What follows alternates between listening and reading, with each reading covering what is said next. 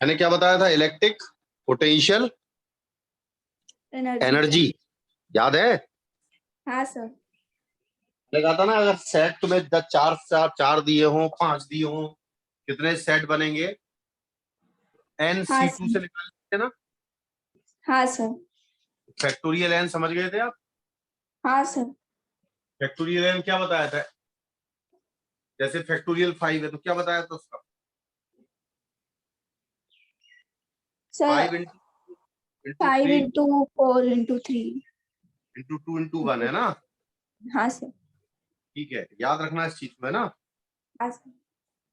आज उसी पर हम थोड़ा आगे बढ़ेंगे, है ना? हाँ सर। और क्योंकि अब ये टॉपिक मेन चल रहे हैं ना। हाँ सर। एक मिनट चश्मा।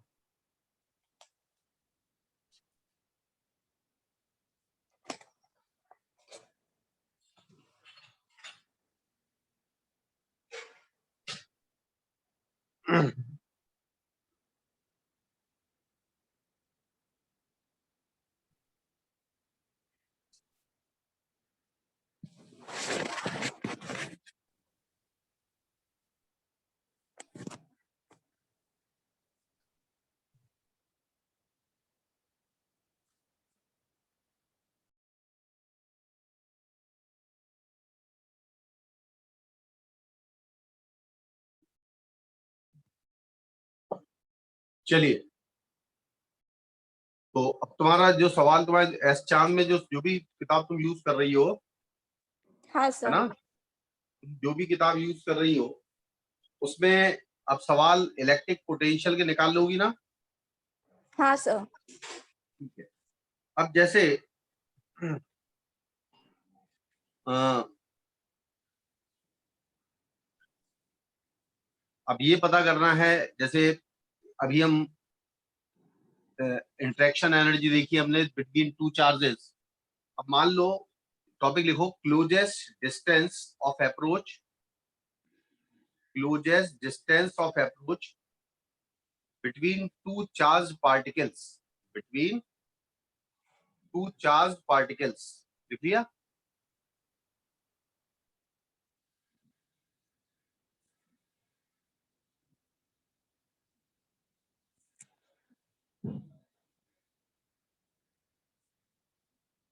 लिख लिया? हाँ सर। क्या लिखा आपने? Closest distance of approach between two charge particles. ठीक है, ये बहुत इंपॉर्टेंट है, आपकी किताब में नहीं लिखा होगा लेकिन ये बहुत जरूरी है जानना।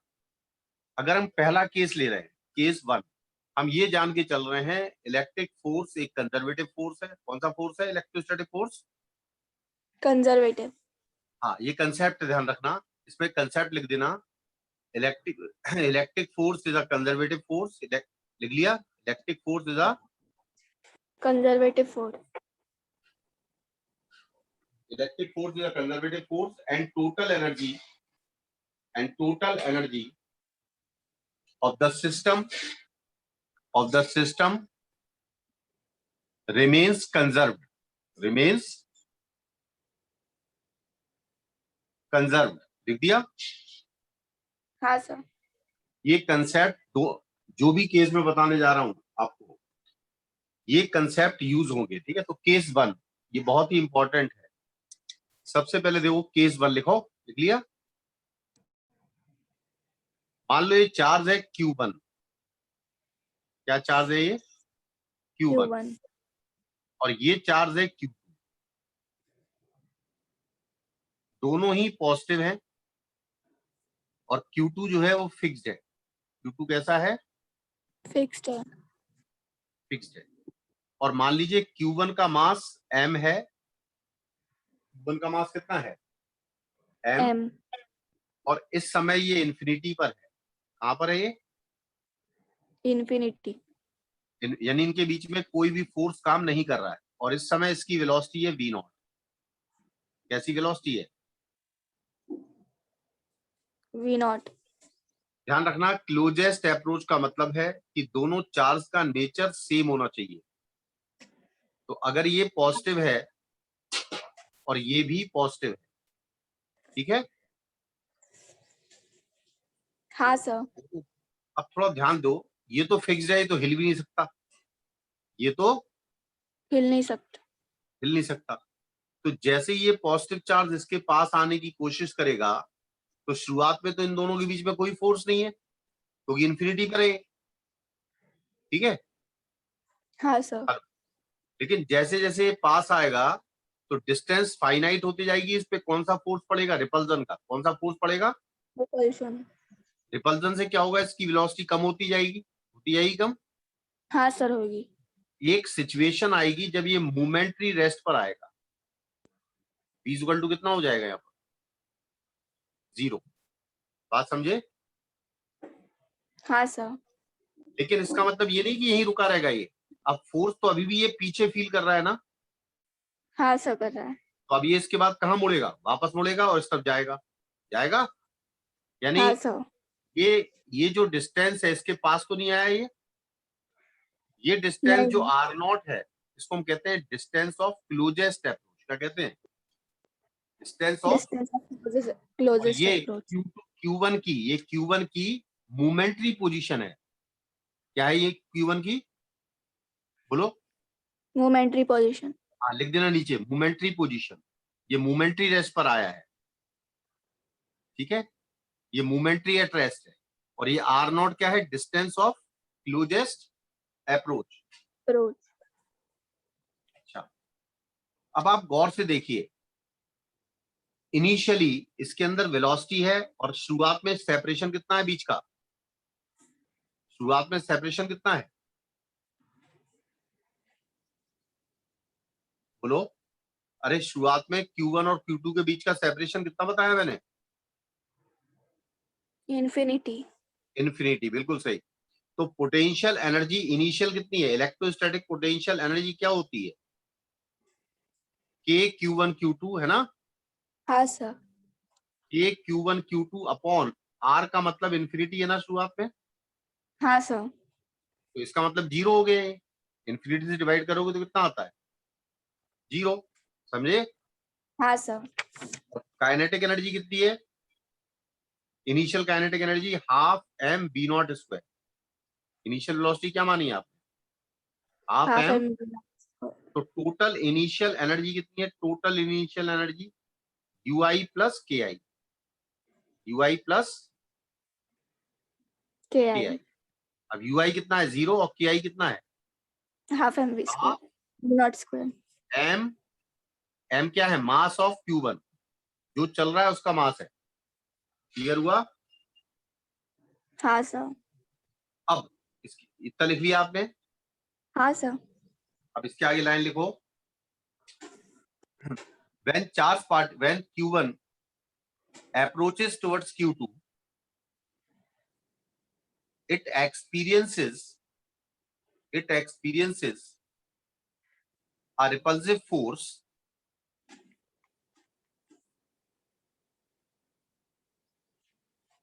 and due to this its speed decreases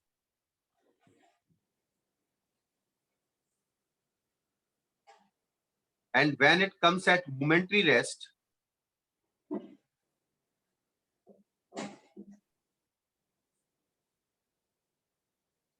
the distance between Q1 and Q2 is r0।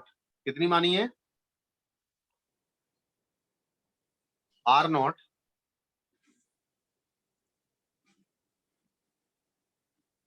लिख लिया। हाँ sir. That is called distance of closest approach। क्या कहलाती है? अब देखना थोड़ा, distance. Distance of closest approach, ये इनिशियल पोजीशन है, यहां लिख देना आप इनिशियल। इनिशियल है ये, और ये वाली फाइनल मोमेंट्री पोजीशन है, ठीक है। हाँ सर। अब फाइनल लिखो।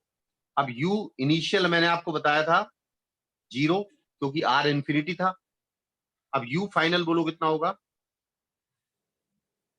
के k Q1 Q2 bye Q1 R0। Q2 upon r0, क्योंकि अब गैप है r0। और फाइनल काइनेटिक एनर्जी कितनी होगी? 0 कि नहीं होगी, क्योंकि ये मोमेंट्री रेस्ट पर है। तो टोटल फाइनल एनर्जी कितनी होगी? यूएफ प्लस के एफ, यूएफ प्लस के के एफ क्या होगी? ये के Q1 Q2 divide by are not. ये तो होगा नहीं, ये तो 0 है। अब हाँ सर। मैंने क्या कहा इसमें, जो आपका इलेक्ट्रिक फोर्स है वो कंजर्वेटिव फोर्स है और एनर्जी कंजर्व रहती है। एनर्जी कंजर्व होने का मतलब इनिशियल एनर्जी और फाइनल एनर्जी बराबर होती है। लिख लिया? हाँ सर। अब ये टोटल एनर्जी पहले ये वाली थी, अब टोटल एनर्जी ये है। इन दोनों को आप बराबर कर दीजिए। जब इनको आप बराबर करेंगे तो कितना आएगा बताओ? Half M V not square, ये इनिशियल एनर्जी है, और फाइनल एनर्जी कितनी है? के Q1 Q2 divide by are not. ठीक है? हाँ सर। तो we can find R not. क्या निकाल सकते हैं इससे हम? R not. इसमें ध्यान रखिएगा, जो Q1 का मोशन है वो टुवर्ड्स Q2 है, नहीं समझे? यानी V नॉट का जो डायरेक्शन है वो Q1 और Q2 को मिलाने वाली लाइन के अलोंग है। लिख दीजिएगा स्टार मार्क करके। The direction of V not, the direction of V not is along the line joining of Q1 and Q2। ठीक है? तभी ये हाँ सर। मोमेंट्री रेस्ट पर आएगा। तभी ये किस पर आएगा? Momentary rest. और Q2 क्या है इसमें? Q2 क्या है? फिक्स। फिक्स्ड। ये इंपॉर्टेंट है, ध्यान रखना। ठीक है? हाँ सर। अच्छा, दूसरा, इसका दूसरा केस है। मान लो Q1 भी फ्री है और Q2 भी फ्री है। Q2 भी फ्री है। फ्री है। अब क्या होगा सोचो, जैसे ये Q1 आगे जाएगा तो Q1 के ऊपर रिपल्सिव फोर्स लगेगा, लगेगा? हाँ सर। तो इसकी वेलोसिटी क्या होती जाएगी? कम होती जाएगी। कम होती जाएगी। अच्छा, Q2 पर भी फोर्स यहां लग रहा था, लेकिन चूंकि ये फिक्स था इसलिए हिला नहीं है। अरे, पहले केस में Q2 क्या था? हाँ सर। फिक्स था, फिक्स था। तो इसलिए फोर्स भी लग रहा था, तब भी ये हिल नहीं रहा था। लेकिन अब तो ये फ्री है ना, हाँ सर। अब तो क्या इसकी वेलोसिटी बढ़ती जाएगी और हाँ इसकी सर। वेलोसिटी क्या होती जाएगी? कम होती जाएगी ना? हाँ दिमाग सर लगाओ। होगी। इस Q1 की वेलोसिटी इसलिए कम हो रही है क्योंकि रिपल्सन फोर्स लेफ्ट में लग रहा है। Q2 की वेलोसिटी इसलिए बढ़ रही है क्योंकि इस पे रिपल्सन फोर्स राइट में लग रहा है। तो Q2 की वेलोसिटी बढ़ रही है, Q1 की कम हो रही है। एक सिचुएशन ऐसी आएगी, सुनो, जब दोनों की वेलोसिटी बराबर होगी मोमेंट्री। क्या होगी दोनों की वेलोसिटी? मोमेंट्री होगी।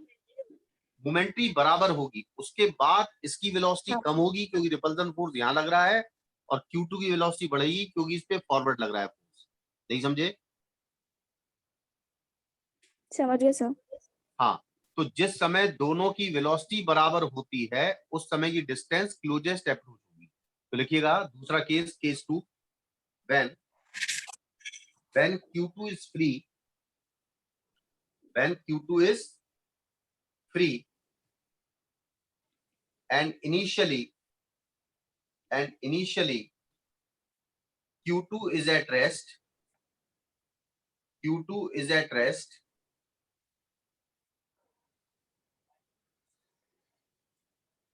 Q2 is at rest and Q1 is approaching, Q1 is approaching with velocity V naught। ठीक है? अब देखना, थोड़ा ध्यान देना, इस केस में ध्यान देना।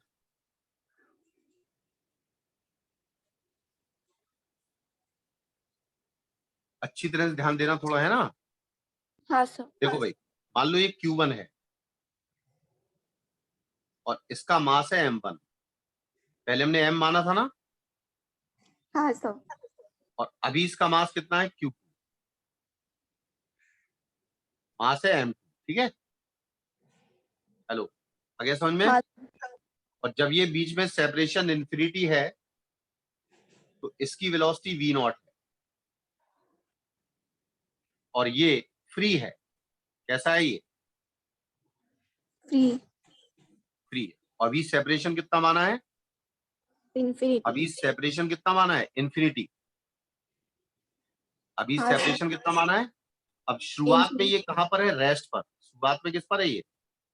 यस इनिशियल पोजीशन में Q2 रेस्ट पर है और Q1 V नॉट वेलोसिटी से, इसका मास m1 है, अप्रोच कर रहा है Q2 की तरफ। तो ये बताओ इनिशियल एनर्जी कितनी है? जैसे पहला था वही है, वो तो हाफ हाँ m1 sir half m1 V nought square. क्यों भाई? ये तो पहले जैसा केस हाँ सर है ना? लेकिन अब क्या होगा कि जैसे जैसे Q1 आगे बढ़ेगा वैसे वैसे Q2 पर भी फोर्स लगेगा तो Q2 हाँ भी सर लगेगा। आगे बढ़ेगा। तो ये बताइए, जब Q1 की वेलोसिटी और Q2 की वेलोसिटी बराबर हो जाए, यानी दोनों की फाइनल वेलोसिटी मोमेंट्री हुई है, ध्यान रखना। क्या हुई है? मोमेंट्री होगी। मोमेंट्री। अगर ये मोमेंट्री बराबर हो जाए, सही है, ये मोमेंट्री होगा तो बीच का जो सेपरेशन होगा आर नॉट, वो क्लोजेस्ट अप्रोच होगी। क्या होगी ये? Closest approach. इस केस में क्या करते हैं, ध्यान रखना, मोमेंटम कंजर्व करते हैं। क्या करते हैं इसमें? Momentum conserve. क्योंकि ये फ्री है, कोई एक्सटर्नल फोर्स काम नहीं कर रहा। ये बना लिया आपने?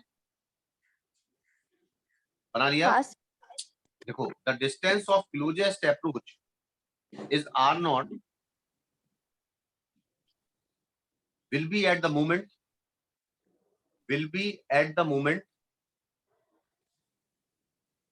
when they have, when they have the same velocity, when they have same velocity। लिख लिया?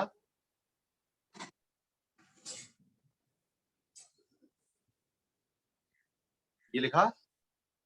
हाँ sir there is no external force, there is no external force, therefore the total momentum, the total momentum of the system remains conserved। सही है, ये concept use होगा क्योंकि यहां पर कोई एक्सटर्नल फोर्स नहीं है, इसलिए पूरे सिस्टम का मोमेंटम क्या रहेगा? कंजर्व। तो टोटल मोमेंटम इनिशियली कितना है? इनिशियली मोमेंटम कितना है? केवल यही पार्टिकल चल रहा है ना? हाँ सर तो इनिशियल मोमेंटम क्या m1 v नॉट है हाँ सर है। और फाइनल मोमेंटम कितना है? इसका मास है m1, इसकी वेलोसिटी है v फाइनल। क्यों भाई? हाँ सर इसका मास है m2, इसकी वेलोसिटी भी v फाइनल। दोनों की जब वेलोसिटी बराबर होती है उस समय का सेपरेशन मिनिमम सेपरेशन होता है, क्लोजेस्ट अप्रोच कहलाती है। ठीक है? हाँ सर अच्छा, फिर मैंने बताया आपको कि जितना इनिशियल मोमेंटम होगा उतना ही फाइनल मोमेंटम होगा क्योंकि एक्सटर्नल फोर्स काम नहीं कर रहा है। यहां से VF कॉमन ले सकते हैं क्या? हाँ सर ले सकते हो। ब्रैकेट में कितना आएगा? m1 प्लस m2 आएगा ना? हाँ सर यहाँ वैल्यू पुट कर दो। ये कितना है? m1 v नॉट और P फाइनल निकालते समय इसको नीचे ले आओ, m1 प्लस m2 बराबर क्या? V फाइनल आ गया। हाँ सर अब ये लिख लिया, इतना इतना लिख लिया। हाँ सर अब इसके बाद दूसरा स्टेप लगेगा हमारा कंजर्वेशन ऑफ एनर्जी। क्या लगेगा? Conservation of energy. तो कंजर्वेशन ऑफ एनर्जी में पहले वाले केस में दोनों मोमेंट्री रेस्ट पर आ गए थे ना? हाँ सर वो तो रेस्ट पर था ही और ये भी रेस्ट पर आ गया था, लेकिन इसमें थोड़ी रेस्ट पर आया। तो देखना, थोड़ा ध्यान देना, final kinetic energy, final energy में सबसे पहले इलेक्ट्रोस्टैटिक एनर्जी कितनी होगी, के Q1 Q2 है ना, अपॉन हाँ सर। R0, और प्लस फाइनल काइनेटिक एनर्जी क्या होगी, half m1 VF square plus half m2 VF square, ठीक है ना? अरे बोलो हाँ या ना?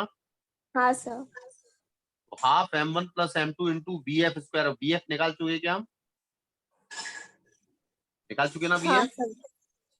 तो अब इनिशियल एनर्जी बराबर फाइनल एनर्जी कर दीजिए, initial energy is equal to final energy कर दिया। आ रहा है समझ में? हाँ आ सर। रहा है ना?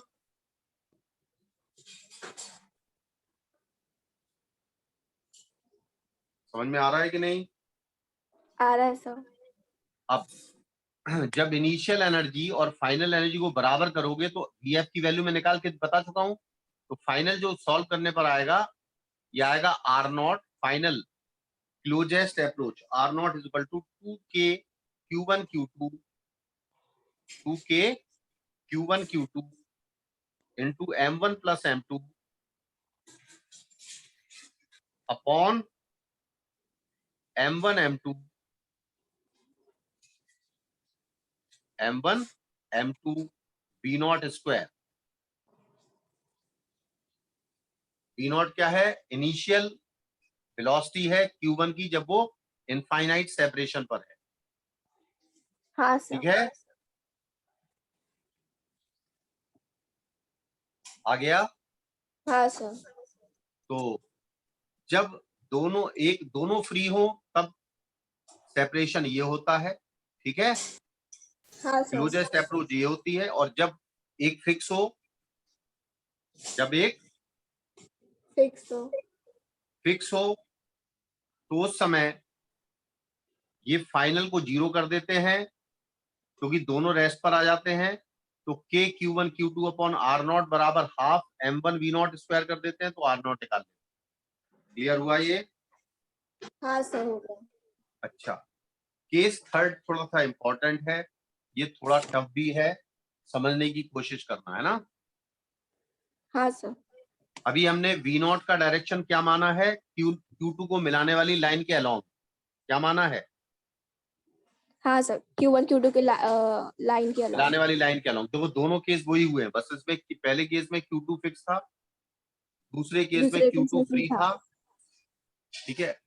और वो मोमेंट्री होता है क्लोजेस्ट, क्योंकि उसके बाद बीच का सेपरेशन बढ़ने लगता है, ठीक है? हाँ सर। तीसरा केस है, देखो, when the direction of V0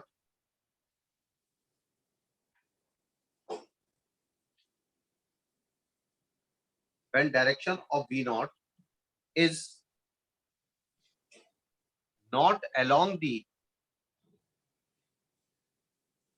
line joining of Q1 and Q2,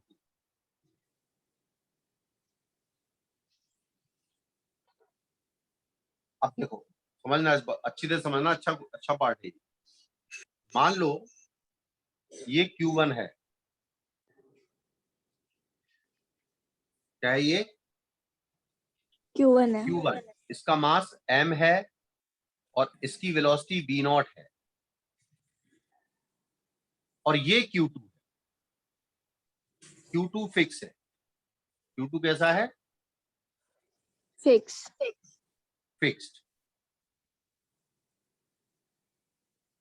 मतलब Q2 हिल नहीं सकता, Q2। हिल नहीं सकता। अब ये डायरेक्शन है और इसका ये डायरेक्शन है, क्या V0 का डायरेक्शन Q2 को मिलाने वाली लाइन के अलोंग है या अलग है, अलग है ना? अलग है। अब इन दोनों लाइन के बीच का जो शॉर्टेस्ट गैप है वो D मान लिया है, क्या मान लिया है, डी। D। अगर ये पार्टिकल नीचे आ जाता तो इससे, ये कहलाती लाइन ऑफ इम्पैक्ट, क्या कहलाती है, लाइन ऑफ इम्पैक्ट। लेकिन ये जो D है ये कहलाता है इम्पैक्ट पैरामीटर, क्या कहलाता है ये, इम्पैक्ट पैरामीटर। लिख दिया? हाँ सर। Impact parameter. अब तुम ये बताओ क्या होगा। अब इस पर जो फोर्स होगा वो इस डायरेक्शन में होगा, हाँ सर कभी होगा। यहाँ होगा, कभी यहाँ होगा, कभी यहाँ होगा। तो ये ऐसा जाता हुआ क्या ये ऐसा ऐसा हटेगा, डाइवर्स होगा? हाँ सर होगा। ऐसे ही होगा ना डाइवर्स, होगा कि नहीं? होगा सर। अच्छा, थोड़ा ध्यान देना। अब हमें डिस्टेंस ऑफ क्लोजेस्ट अप्रोच निकालनी है। जब उसकी वेलोसिटी इस Q2 को मिलाने वाली लाइन के परपेंडिकुलर हो जाएगी, जब उसकी वेलोसिटी इस Q2 को मिलाने वाली लाइन के परपेंडिकुलर हो जाएगी, उसके बाद तो ये दूर भागता जाएगा ना। हाँ सर। ये थोड़ा समझने वाला पार्ट है। ये जो डिस्टेंस है R0, ये कहलाती है डिस्टेंस ऑफ क्लोजेस्ट अप्रोच। क्या लगती है इसमें? डिस्टेंस ऑफ डिस्टेंस ऑफ, मेरी क्लोजेस्ट बात अप्रोच। समझ में आ रही है? हाँ सर आ रही है। तो इसमें एक कंसेप्ट ध्यान रखना। इसमें जैसे कंजर्वेशन ऑफ मोमेंटम लगाया है, इसमें कंजर्वेशन ऑफ एंगुलर मोमेंटम लगेगा। क्या लगेगा? Conservation of angular momentum. उसका रीजन है, कंजर्वेशन ऑफ एंगुलर मोमेंटम क्यों लगेगा? क्योंकि Q1 पर हमेशा फोर्स का डायरेक्शन Q1 और Q2 को मिलाने वाली लाइन के अलोंग होगा। क्या होगा भाई? क्या होगा? Q1 Q और Q2 के लाइन के अलॉन्ग होगा। ठीक है ना? क्योंकि Q1 हाँ सर। हमेशा रिपल्सिव फोर्स फील करेगा, ये तो फिक्स है। ये तो क्या हाँ है? सर फिक्स्ड तो है। लिखिएगा इन दिस सिचुएशन, लिख दिया था डी इम्पैक्ट पैरामीटर। हाँ सर। तो लिखिएगा when the direction of velocity of Q1 becomes perpendicular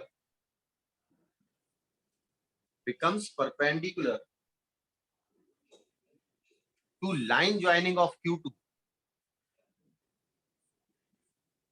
then at this moment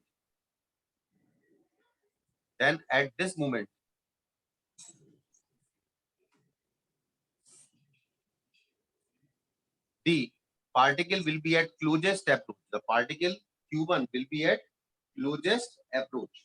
किस पर होगा ये?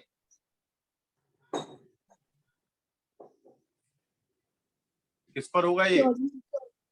Closest approach. लिख लिया? लिख लिया? हाँ सर। हाँ, देखिए the direction of force on Q1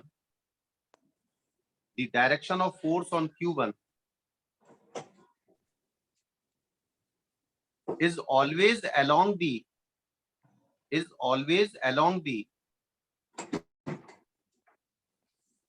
line joining of Q1 and Q2. भले ही Q1 पर फोर्स रिपल्सिव हो, Q1 पे फोर्स क्या है? अरे Q1 रिपल्सिव। दोनों का नेचर सेम लिया ना हमने। हाँ सर। तो Q1 पर फोर्स हमेशा रिपल्सिव है, लेकिन उसका जो डायरेक्शन है फोर्स का, वो हमेशा Q1 और Q2 को मिलाने वाली लाइन के अलोंग है। हमेशा किसके अलोंग है?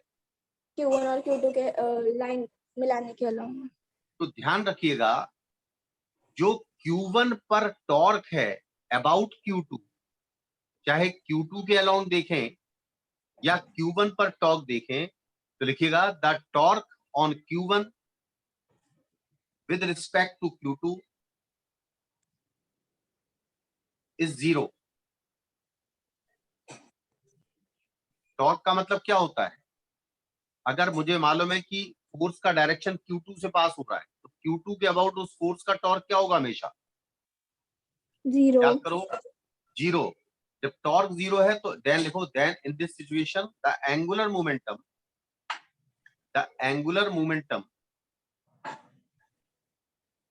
of the system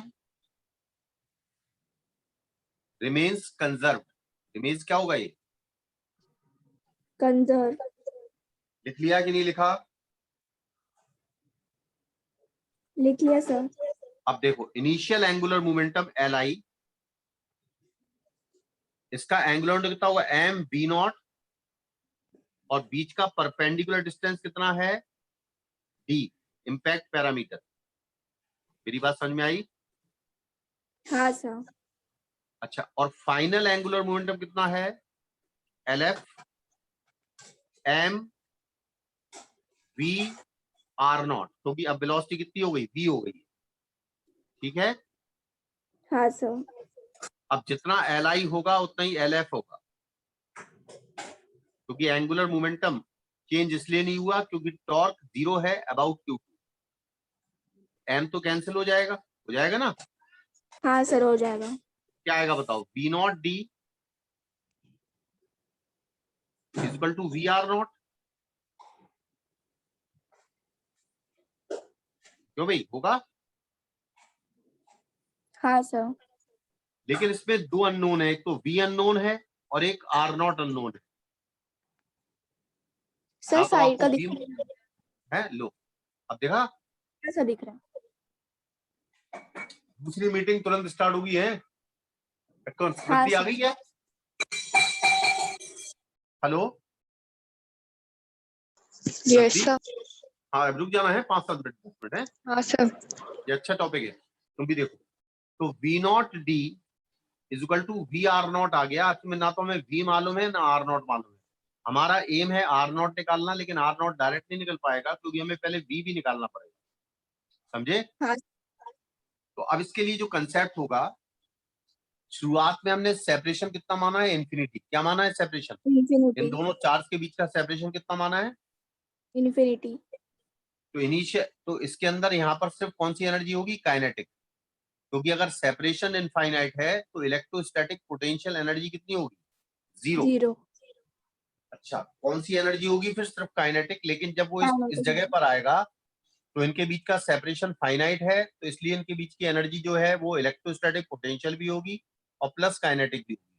तो लगाएंगे, लिखो, now applying the principle of conservation of energy, लिख दिया। हाँ सर। तो इनिशियल एनर्जी कितनी है बताओ, केवल काइनेटिक है ना, हाँ सर। तो हाफ हाँ m sir. v nought square है कि नहीं। हाँ सर है। और फाइनल एनर्जी बोलो, फाइनल एनर्जी में दोनों के बीच का सेपरेशन कितना है, R नॉट हाँ है कि सर। नहीं। तो है K sir. Q1 Q2 divide by R not है ना, हाँ सर। और plus half m v square, kinetic की तो है हाँ कि सर। नहीं है। अब इन दोनों एनर्जी को बराबर कर दो, क्योंकि इलेक्ट्रोस्टैटिक फोर्स कंजर्वेटिव फोर्स है, तो दोनों एनर्जी को जब बराबर करेंगे तो क्या आएगा भाई, half m v nought square, यहाँ लिख देना आप EI बराबर EF, EI बराबर EF। तो half m v nought square is equal to K Q1 Q2, K Q1 Q2 divide by R nought और plus half m v square. आया समझ में कि नहीं आया। आ गया सर। अब ध्यान से सुनो, हमारा एम क्या निकालना है, R नॉट। R not. हमारा एम क्या निकालना है, आर नॉट। अब यहां से अगर v की वैल्यू को यहां से, v बराबर कितना है, v बराबर कितना है, v not d upon R divide. Not है ना, v नॉट d हाँ अपॉन सर। R नॉट है ना। अगर मैं यहां पर शिफ्ट कर दूं तो R नॉट निकाल लूंगा ना मैं। हाँ सर। पहले लिख लिया आपने पूरा ये हाँ लिखा कि नहीं सर, लिखा, लिख लिया सर। लिखा कि नहीं, लिख लिया सर। लिख दो। इस पे आगे लाइन लिखो, on putting the value of v, on putting the value of v from equation first in equation second we can find R not. क्या निकाल सकते हैं इससे हम, आर नॉट। क्लियर है। हाँ सर। तो ध्यान रखिएगा, ये साफ करें। हाँ सर। एक सवाल कर लेते हैं, देखो two charges M1 and M2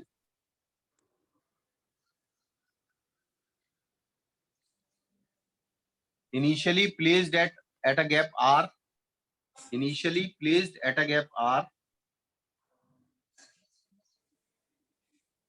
find the speed when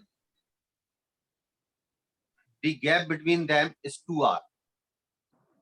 clear है? हाँ सर। उन्होंने कहा इनिशियली दोनों चार्जेस रेस्ट पर हैं।